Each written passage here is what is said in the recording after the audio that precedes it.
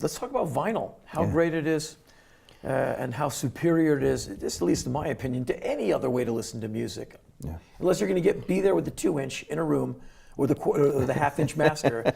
If you're like, me at home, I want the vinyl. Yeah.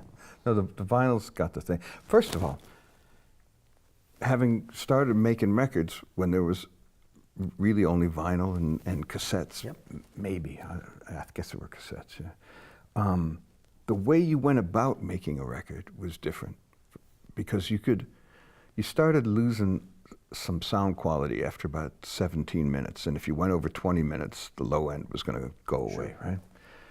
So you approached the songs with an economy.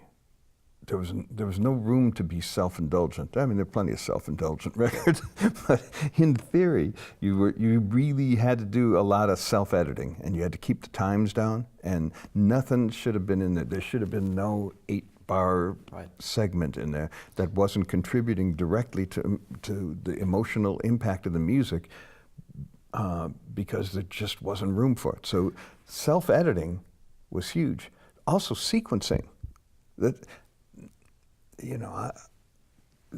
If you're downloading tracks or listening to playlists that somebody puts together, that's all fine. But albums, certainly in my era, where there was an order to each side. There's, it would be like cutting the second act out of The Godfather.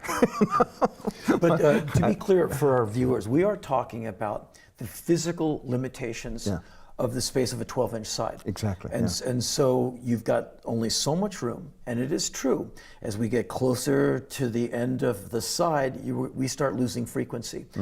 And as you know, when the LP became a thing, it changed a lot of the way Duke Ellington all of a sudden went, really? I'll start writing suites. Sinatra, concept records, where the record was now a film. You're telling a story that takes two sides. So physical space is a fascinating aspect of analog recording because there's a difference and you really have to factor it in if you care about the fidelity. And the poetry, the beauty of making an album. I'm taking the listener through an experience. You can't put that song there. That starts the B side. We're turning it over. We're walking across the room. We're taking an intermission. We got to hit them hard at the top of the next side. Absolutely right. And we got to leave them with something at the end where you think almost cinematically. And it's fun to be in the studio thinking, okay, we have all these songs. We need an order. Oh, wow, now we can really get in some great band fights over this because everyone has a different movie. Exactly. And so that's, to me, what you don't get with digital.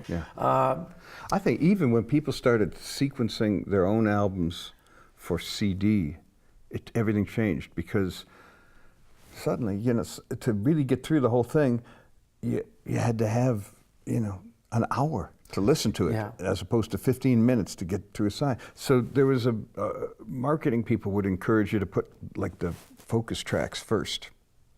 So that became the story. It was like you got all the great stuff first and then you got the other stuff. The whole idea of what you're talking about it being cinematic, about there being a story arc and a mood to each side. That's why Exile's so great, man. Each side is a whole different movie. They're like little, and they fit different moods, and you play them at different times. And that was totally gone when you started making CDs. Yeah, I don't want to sound lightweight, but there's bands I love, and they started making like 73-minute records because they could. And these are bands I'm a huge fan of. There's so many of these records I would never tell them. I never sat through them in one sitting. Like after like 40 minutes, I'm like, okay, I love you madly, and I'm really done with being in this experience. I need to be on to the next one, and I don't have short attention span, but maybe I have an LP frame of reference. Like, tell me what you want to tell me in 35 to 37 minutes, and then turn me loose. In 74 minutes, come on, man. Just get out of my room. I agree with you 100%. I actually think that's one of the things that, when people chart the so-called decline of the record business, I think that some marketing guy somewhere said, if you put 72 minutes on, we can charge $18.98 for this. So people just put anything on to get the 72 minutes, and there wasn't commensurate value. And they didn't put anything over on people. People stopped buying them because why would you pay $18.98 and get all this filler? Like, just give me a $10 album, you know, and just give me the thing.